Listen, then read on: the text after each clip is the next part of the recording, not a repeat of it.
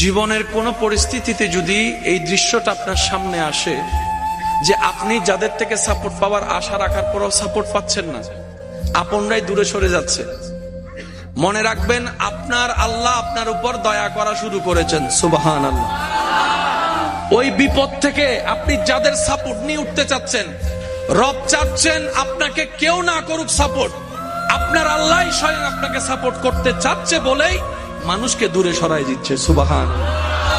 জীবনে যদি কখনো দেখেন কাছের মানুষ দূরে সরে যাচ্ছে, বেঈমানি করছে, দুই নাম্বারই করছে, চোখ উল্টাই ফেলছে, আপনি বুঝে নিবেন আল্লাহ তাআলা আপনাকে দুনিয়ার আসল চিত্র দেখাচ্ছে।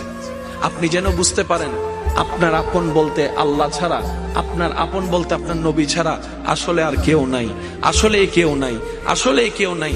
আপনার ভালোবাসার অধিকার পাওয়ার একমাত্র আল্লাহর আছে, স্রষ্টা হিসেবে নবীর আছে।